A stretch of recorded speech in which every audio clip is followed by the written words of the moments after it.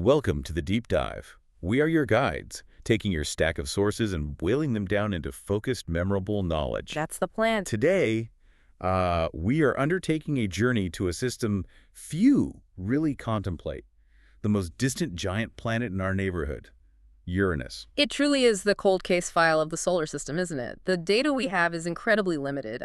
Gathered primarily during a single fleeting flyby decades ago, Voyager 2. Right, just one quick look. Yet our mission today is to explore brand new research that has managed to pull a truly colossal secret out of those, well, grainy, decades-old images. It's pretty amazing what they've done. And the secret resides within one of Uranus's mid-sized moons, Ariel. The focus is a new paper published in the journal Icarus. A solid publication, yeah. They are using the visible scars, the geological evidence etched into Ariel's icy crust, to rewind its entire internal history. Sort of like planetary forensics. Exactly. The question they asked is staggering. How do massive, planet-sized cracks on an icy moon hint at a past so wet it changes everything we thought we knew about the Uranian system? What's essential here is that the sources provide us not just with interpretation, but with rigorous science, a powerful combination of surface mapping and orbital modeling. We're letting the stress patterns etched onto the ice be our guide. So it's not just guesswork. Oh, not at all. We use the moon's current geography to reverse engineer its internal structure and determine precisely how that structure must have evolved over billions of years. The geometry and the scale of the surface structures, the tectonic damage, becomes the primary quantifiable evidence. It's data-driven. Okay, so before we dive into the mechanics of how they figure this out, Right. we need to state the central finding, the revelation that anchors this entire deep dive. A big headline. This new research suggests that Ariel, a moon largely forgotten in the deep freezer of the outer solar system, may have once harbored an ocean about 100 miles or 170 kilometers deep beneath its rigid, icy crust. 100 miles deep. Let that sink in. It's hard to picture. Right. So to give you instant context for that number, which is truly hard to visualize, let's use the comparison provided in the source material. Think about Earth's mighty Pacific Ocean, the largest body of water on our planet, spanning vast distances. Okay, the Pacific. Huge. It averages only about 2.5 miles or 4 kilometers deep. 2.5 miles average for the Pacific, Yeah. compared to 100 miles for this potential ocean on Ariel. Exactly. So we're talking about a lost ocean on this tiny distant moon that was, on average, 40 times deeper than the entire Pacific Ocean. 40 times. That implies a truly massive volume of liquid water encased beneath the ice. It's mind-boggling. It really is. What kind of sustained, powerful energy source is required for a small, remote body like Ariel to melt and maintain that massive a volume of water? That's the monumental knowledge we are setting out to acquire today. Okay, let's start with the moon itself then. Ariel. It's often overshadowed by Jupiter's moons like Europa or Ganymede or Saturn's Titan and Enceladus, but it holds a truly unique place within the Uranian system. It does. It is simultaneously Uranus's brightest moon, which tells you something about its surface. Probably very icy, reflective. Makes sense. And it's the second closest major moon to the planet. Overall, it's the fourth largest moon in the system. So not tiny, but not a giant either. A middleweight contender. Kind of, yeah. It's a substantial, mid-sized, icy body. We know Ariel measures roughly 720 miles, or about 11,159 kilometers across. Okay, 720 miles. How big is that in relatable terms? The researcher who headed this study, Dr. Sori, gave a great physical context for that size. It's roughly the distance from the Planetary Science Institute in Tucson, Arizona, where they're based, Right. up to Salt Lake City, Utah. So, a decent size. Okay, I can picture that. Big enough to be interesting geologically. Absolutely. It's large enough to have differentiated, meaning heavy materials like rock probably sank to the core, and lighter materials like water ice formed an outer shell. That's standard for bodies this size. There's always a but, isn't there? But it's small enough that sustaining internal heat over billions of years should be a major challenge. It should have frozen solid pretty quickly based on simple models. And yet, it's the geological activity, the damage on that surface that makes Ariel such a total geological puzzle. It's described in the sources as pretty unique in terms of icy moons. It really is. If we could visually fly over its surface, we would see this striking, complex mosaic. You've got ancient history clashing dramatically with signs of much more recent activity. It's not uniform at all. What does that look like? Well, you have vast regions of ancient heavily cratered terrain, billions of years old probably. These are the expected landscapes of a cold, distant body, reflecting eons of bombardment without much geological renewal, just getting peppered with impacts. The standard look for an old, inactive moon. Exactly. But then, just to pose right up against those ancient areas, you find these youthful areas, smooth plains that look like someone hit a cosmic reset button relatively recently in geological time. Smoothed over. And the sources suggest those smooth plains were likely formed by cryovolcanism, iced volcanism. Water, maybe mixed with ammonia or other substances acting as antifreeze, erupting onto the surface. Wow, ice volcanoes. That's a critical point because it implies that at some point there was enough internal heat and fluid movement to bring material up to the surface, flood low-lying areas, and effectively resurface large parts of the moon. That doesn't sound like a dead moon. Not at all. This patchwork nature is the first hint of Ariel's wild history. But the truly crucial surface structures that drove this new research, and that we must focus on as planetary detectives, are the massive tectonic features, the cracks and shifts themselves. Big stuff. We're not talking about small fissures here, are we? We're talking about large fractures, giant ridges, and those striking features called grabens. What exactly is a graben again? Right, grabens are key. They are sections of the crust that have essentially split open and sunk down below the surrounding terrain, forming these deep troughs or valleys. Like rift valleys on Earth, but on an icy moon. Exactly like rift valleys. They are clear signs that the crust is being pulled apart, stretched thin. What's critical here, and what makes Ariel so unique, is the scale. How big are we talking? These structures, these fractures and grabens, are on scales greater than nearly anywhere else in the solar system. We're talking hundreds of miles long, miles wide, deep troughs. They are not localized. They stretch across huge portions of the surface we can see. Greater than almost anywhere else. That's a huge statement. It is. It points to immense forces at work. So when you see cracks and shifts, that enormous, the entire outer layer of the moon has been subjected to incredible long-duration stress. But the question becomes, how can a moon that size, so far from the sun, generate the force powerful enough to create such widespread global-scale tectonic deformation? Where does the energy come from? That's the multi-billion-dollar question, figuratively speaking. And it leads us to the models. But let's use an analogy first. If we imagine a simple comparison, take a large, brittle sheet of solid ice and try to bend it. It will break and crack, sure, but the fractures will typically be sharp, maybe random, and localized to where you applied the stress. Right, it snaps. Now, take that exact same sheet of ice, but float it on a layer of water, a liquid layer, and then bend it. What happens? The ice on top would crack more easily, and maybe the cracks would be longer, more connected, because the whole sheet is flexing. Precisely. The resulting cracks and shifts are dramatically more widespread, deeper, and more organized because the rigid crust is decoupled from the interior. It's not rigidly stuck to what's underneath. That concept of decoupling, Yeah. that's the most fundamental part of the hypothesis, isn't it? Yeah. It suggests the crust isn't rigidly connected to the moon's inner bulk. It's floating, essentially. Precisely. The observation of these immense regional scale grabens and fractures is the geometric proof that large sections of the crust moved independently, shifting and sinking. A solid body, frozen through, would behave very differently under stress than a moon whose outer shell is acting like a fragmented ice raft on a huge subterranean lake, or ocean in this case. So the cracks themselves are the evidence for the liquid layer beneath. This decoupling, allowed by that liquid layer, is the key we use to unlock Ariel's past. The scale of the damage requires it. So, okay, let's move from the physical evidence, these massive cracks, to the physics model. The research team didn't just look at the pictures and say, looks like an ocean. They modeled the specific forces required to create those features. That's right, rigorous modeling. Their primary goal was to determine exactly how Ariel's inner structure, the specific ratio of rock core, ice mantle, and a potential liquid layer, combined with its orbital mechanics, its path around Uranus, could have produced the surface patterns we actually see today. And the main force they looked at was tidal stress. The primary mechanism at play, yes. The relentless force driving this deformation is tidal stress.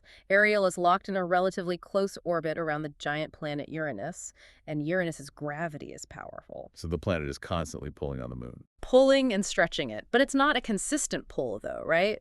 That's where the stress part comes in. The amount of gravitational pull changes significantly depending on whether the moon is closer or farther away from Uranus in its orbit. If the orbit isn't perfectly circular. Exactly. The researchers describe this perfectly. The distortion shifts Ariel's physical form from being basically soccer ball-shaped to slight football-shaped and back, constantly as it moves along its orbital path. Imagine squeezing a stress ball rhythmically. Okay, I can visualize that. Constant flexing. And that constant cyclical shifting of the moon's bulk, that internal friction as rock and ice layers rub against each other, creates massive stress on the brittle outer shell, the icy crust, causing it to tear and fracture. But you said earlier the current orbit doesn't seem strong enough. Correct, that's the challenge. Current tidal forces, based on Ariel's present-day, nearly circular orbit, aren't strong enough to explain the extent of the damage we see. The forces today are too weak. So they had to look into the past. Something must have been different back then. So how did they build this historical model? What were the steps the researchers took to sort of reverse engineer the geology? They employed a very specific three-step methodology. It's quite elegant, really. Okay, step one. Step one, they painstakingly mapped out every single one of the massive structures, the grabens, the rifts, the ridges, that they could identify from the existing Voyager 2 imagery, getting the geometry right. Okay, map the damage. Step two. Step two, they used sophisticated computer programs to model the tidal stresses on the surface. They ran countless scenarios, essentially plugging in different possibilities for the interior, like how thick is the ice shell, is there an ocean, how deep, and combining those with different possible past orbital paths for Ariel, varying the eccentricity, basically. Trying all the combinations to see what fits. Exactly. And step three, the crucial step, they combine the stress model results with the actual surface observations from step one. The reality check. Precisely. If the model of a particular internal structure and a particular past orbit couldn't produce the exact geometry, the location, the orientation, and the scale of the cracks seen today, that scenario was ruled out. They were essentially using the observed damage as a strict constraint on the possible history of the moon. So the cracks told them what the past must have looked like. In a way, yes. And this methodology led them directly to the fundamental implication of the research, the big conclusion. They found that Ariel's current low eccentricity orbit and the resulting weak tidal forces alone simply cannot account for the sheer extent and depth of those immense cracks on the surface. Just doesn't work. Doesn't work. Their realization was definitive, requiring a massive leap in thinking about internal activity. We need an ocean to be able to create the fractures that we are seeing on Ariel's surface. That's a direct quote, essentially. That's the key piece of evidence. What specific alternative mechanisms did the researchers maybe consider and rule out? Things other than an ocean causing cracks. That's an excellent question, and they did consider alternatives. They looked at things like simple thermal contraction, where a body just cools down over time and shrinks, and the surface cracks like drying mud. Okay, that happens. They also looked at stresses from localized impacts creating fault lines. But neither of those mechanisms explains the global organization and the sheer scale of the grabens on Ariel. Why not? Thermal cracks tend to be more randomized, polygonal, and relatively shallow. Impact features are, by definition, localized around the crater. The observed patterns on Ariel are these large, organized tectonic features, these huge rift valleys, indicative of powerful internal forces acting on a crust that is literally splitting open and moving apart over vast distances. That requires something more profound. So if the moon were solid, ice all the way through, frozen solid. Then the energy from even past, slightly stronger tidal forces would likely just result in smaller localized fractures. Or maybe the energy would just dissipate as internal heat without causing massive surface shifting. But because the crust has shifted and cracked on this massive regional scale with these deep, widespread grabens, it implies there had to be a liquid layer underneath. That decoupling idea again. Correct. The liquid layer acts as a lubricated slip plane. It decouples the rigid outer shell from the moon's deeper mantle and core, allowing for far greater, more widespread tectonic movement when stress is applied from tidal forces. It lets the icy shell flex and break much more dramatically. Makes sense. Without that immense, deep liquid layer accommodating the stress and allowing that movement, the model calculations simply do not match the observed geology. The patterns don't line up. Therefore, the existence of those giant, deep fractures is the strongest evidence yet for a past deep ocean. The damage requires the water. Okay, now that we understand why an ocean was necessary to explain the fractures, the decoupling effect, we need to understand how that ocean could have been maintained. Water needs heat to stay liquid, right? And Ariel is way out there in the deep freezer of the outer solar system. Sunlight isn't doing much. Exactly. The heat source must have been internal, and it must have been significant. The modeling provided a concrete explanation for this, and it comes back to Ariel's former orbit. Not its current orbit, but a past one. Right. The research determined that to generate enough tidal stress to create those specific fractures and enough internal heat to maintain the ocean needed for those fractures, Ariel once had an orbital eccentricity. Remember, that's how far its path deviates from a perfect circle of roughly zero point zero 0.04. 0.04.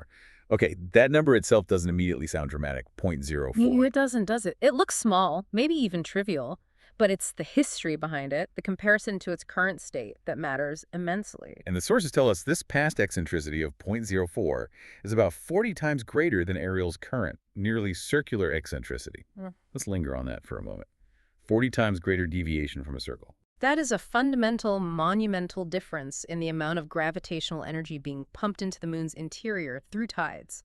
It's like the difference between gently squeezing that stress ball versus really wrenching it back and forth. How does that work exactly? Well, Why does more eccentricity mean more heat? when the orbit is nearly circular, like Ariel's is today, the distance to Uranus barely changes. So the tidal stretching is minimal and consistent. Not much happens. But when that orbit becomes elongated, even slightly, to 0.04, the distance variation between its closest point periapsis and farthest point apoapsis from Uranus increases dramatically. So the pull is much stronger at the close point and weaker at the far point. Right. This magnifies the gravitational squeezing and stretching cycle with every single orbit. This creates much more friction between the internal layers, the core, the potential ocean, the ice shell, and that friction generates heat. We call it tidal heating. Okay, so a more eccentric orbit equals more stretching, which equals more friction, which equals more heat. Enough heat potentially to melt ice. Enough heat, their models show, to maintain a liquid water ocean 100 miles deep. But if the orbit was once so eccentric, and now it's nearly circular, what happened? What sort of historical mechanism or event could have temporarily kicked Ariel into such a high eccentricity state in the first place? Moons don't usually just change orbits like that, do they? That's a great question, and it touches on the complex dynamics of planetary systems. Typically, such high eccentricity states aren't permanent. They're often achieved when a moon gets temporarily captured in an orbital resonance with another large moon in the system. Resonance, like pushing someone on a swing at just the right time. Exactly like that. It's a gravitational interaction where the orbits of two moons line up in a simple ratio, like one completes two orbits for every one orbit of the other. These repeated, synchronized gravitational tugs can pump energy into the orbit of one or both moons, forcing the orbit to become more stretched out, more eccentric. So Ariel might have been in resonance with another Uranian moon, like Umbriel or Titania. That's the leading hypothesis. Over time, as energy is dissipated as heat through the moon's internal friction, the very tidal heating we're talking about, that orbit, naturally dampens, becoming more circular again. Eventually, the resonance breaks. So it was a temporary phase. A temporary but potentially very long-lasting phase in its history. But the key is that for a significant period, Ariel was being, well, violently stretched and kneaded during every single rotation around Uranus, generating immense internal heat. To give the listener a truly vivid sense of the power of this past orbit, the researchers provided an absolutely fascinating comparison point. Jupiter's moon Europa. Ah, yes, Europa. Europa is the famous poster child for tidal heating, isn't it? Its surface is constantly being fractured and cracked by immense tidal forces from Jupiter right now. That's why scientists are so confident it harbors a massive subsurface ocean today. We see the ongoing effects. And how does Ariel's past compare? This is the kicker. Ariel's past orbit, at that 0.04 eccentricity, would have been 4 times more elongated than Europa's current orbit. Wait, 4 times more eccentric than Europa? The moon famous for being tidally stressed. 4 times more! Think about that.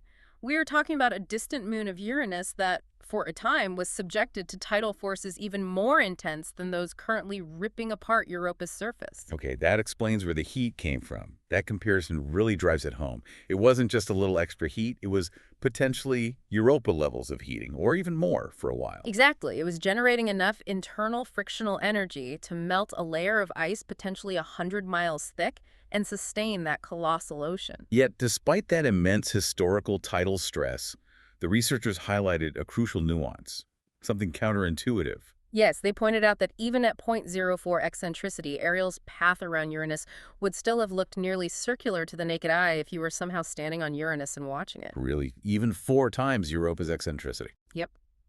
It's a remarkable reminder that in celestial mechanics, subtle variations in orbital parameters, the geometry we can't easily perceive just by looking, can have absolutely catastrophic planetary scale effects on internal temperature and geology.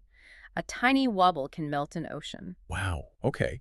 So the modeling linked the cracks to the ocean and the ocean's heat source to this past high eccentricity. Did the models also tell us anything about the relationship between the ocean and the ice shell? Yes, they did. The modeling provided insight into the necessary trade-off between the ocean's properties, the ice shell's properties, and the orbital history. It wasn't just one fixed solution. What do you mean, like a deeper ocean needs a thinner shell or something like that? Sort of, yeah. Yeah. The team clarified the relationship. They concluded that to create the specific fractures they observed, you needed one of two broad scenarios, depending on the specifics. Okay, scenario 1. Scenario 1. A really thin ice shell floating on a really big ocean. If the ice is thin enough, even more modest stress could cause massive immediate cracking because it's so fragile and decoupled. Okay, thin ice, big ocean. Scenario 2. Scenario 2. The higher eccentricity, the zero point zero 0.04 value they favor because it also explains the heat, paired with a smaller but still substantial ocean and perhaps a thicker but still flexible ice shell.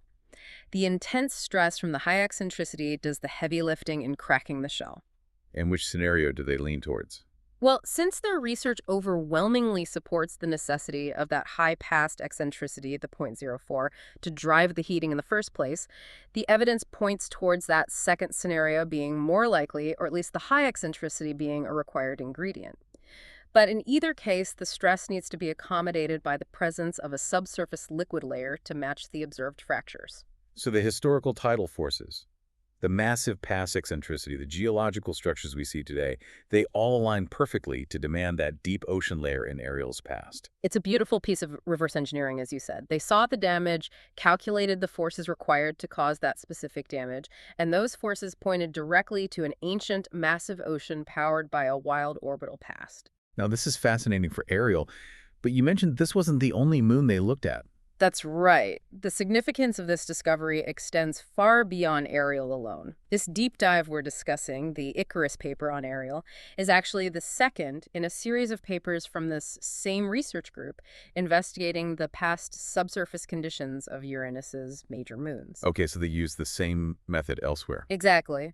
This immediately broadens the implications for the entire, previously rather overlooked, Uranian system. That's right. You mentioned earlier, the same team, utilizing this precise technique of mapping surface damage and modeling ancient orbital stress, previously published a paper with similar results regarding Ariel's sister moon, Miranda. Miranda, the really weird-looking one. Closest major moon to Uranus. Yes. So similar evidence for a past ocean on Miranda, too. Very similar lines of evidence, yes.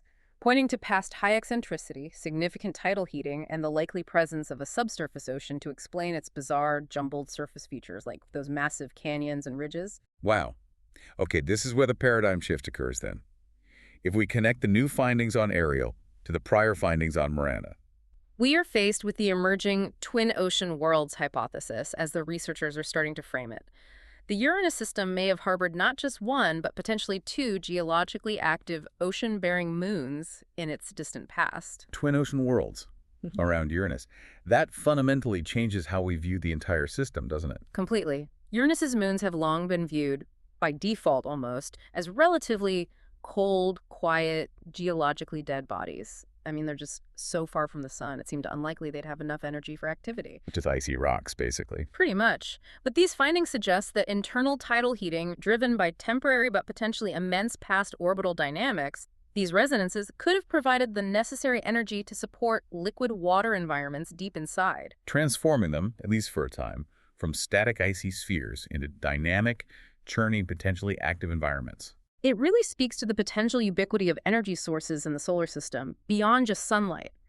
Even if the sun is too weak out there, gravitational mechanics, the dance of orbits, can take over and generate significant heat. So the key question shifts from just, is there water ice, to, was the moon in the right orbital dance at the right time to melt some of that ice? That seems to be a much more relevant question now for these outer moons, yes. Now, While the evidence for the past ocean seems strong, based on the modeling matching the cracks, is there any chance these oceans could still be there today? Or how long ago are we talking? That's the big unknown. There is a current limitation in the research that the sources openly acknowledge. Scientists still aren't exactly sure when this deep ocean might have existed on Ariel or Miranda, or how long it was sustained. So we don't have a date for this ocean period. Not yet. Was it a relatively short-lived phase, maybe billions of years ago, shortly after the moons formed and resonances were more common?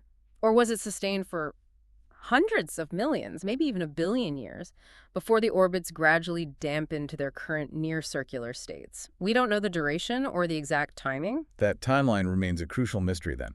It does, and it's one that only future missions, ideally with the ability to date surfaces accurately or measure current heat flow, can definitively answer. However, this work is far from just a historical exercise, right? It Okay. has implications for future study. Oh, absolutely.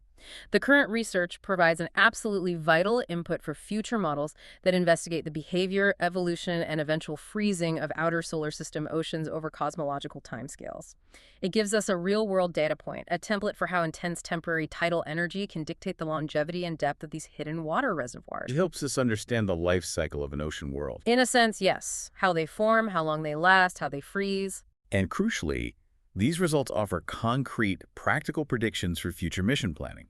That seems really valuable. Hugely valuable. Remember, the current observations we have for Ariel and Miranda are limited, mostly from that single Voyager 2 flyby, which mainly saw their southern hemispheres. Large parts are unmapped. Right, we've only seen half the picture, basically. Exactly. But based on their stress models, which match the features on the southern hemisphere, the researchers can now predict the exact location and orientation of large fractures and ridges on the unimaged northern hemispheres. So they're saying if our model is right, when we eventually see the North Pole, we should find big cracks running in this direction right here. Precisely that. This is invaluable. It is literally providing a roadmap for exploration. If, or hopefully when, we send an orbiter back to Uranus, we know exactly where to point the cameras and radar and what specific patterns of tectonic features to look for to confirm or refine these deep ocean models. It makes the mission much more efficient. And that roadmap leads to a clear and urgent mandate, doesn't it? We need more data. We need to go back. There's a powerful direct quote from the researchers that summarizes the urgency of these findings perfectly. Ultimately, we just need to go back to the Uranus system and see for ourselves. I wouldn't say it better myself. Absolutely. Until we can gather higher resolution imaging, maybe subsurface radar, gravity measurements, composition data, and actually see those currently unimaged regions, these complex stress models, constrained by the old data, are the most powerful tools we have. But the potential payoff is huge. Immense. If two of Uranus's mid-sized moons were potentially active, deep ocean worlds in the past, it massively increases the potential for discovering similar, once habitable, or maybe even currently active environments throughout the frigid, distant reaches of the solar system. It broadens our horizons. Hashtag outro. So let's quickly recap the incredible journey we took today. It feels like we traveled billions of years back in time to explore the geological history of a 720-mile-wide moon most people haven't thought much about. Ariel, definitely worth thinking about now. We started with Ariel's unique, massively fractured surface, those gravens and ridges on scales rarely seen elsewhere.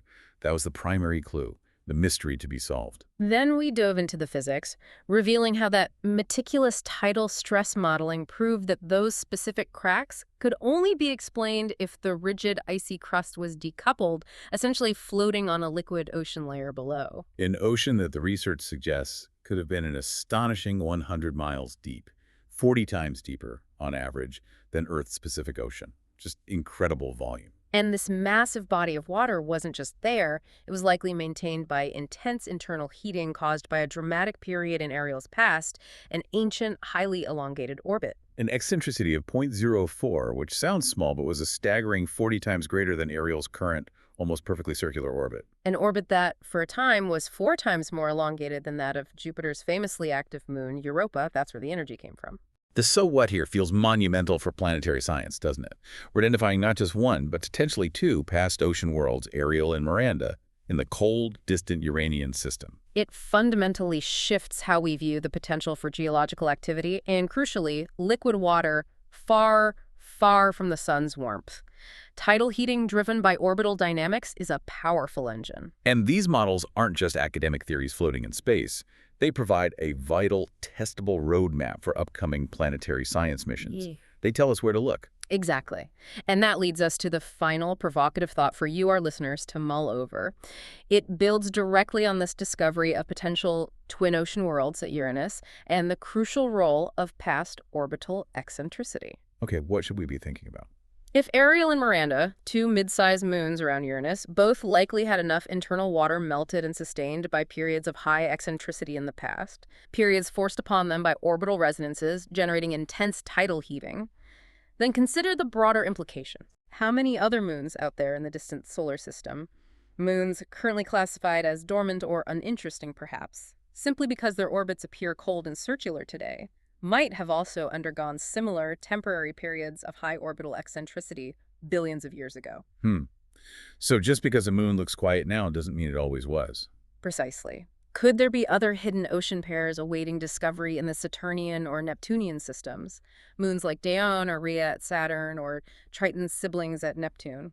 If we could analyze their surface features, their stress patterns, against models of their historical orbital shifts and potential past resonances. Could we unlock a hidden history where the outer solar system was far wetter, maybe warmer internally, and vastly more geologically dynamic than we ever believed possible, based only on current snapshots? That possibility. It means the number of potentially habitable environments, at least in the past in our solar system, might have just gone up dramatically. More places where liquid water existed for extended periods. It's certainly something to mull over until our next deep dive into the Cosmic Knowledge Archive. Thanks for joining us.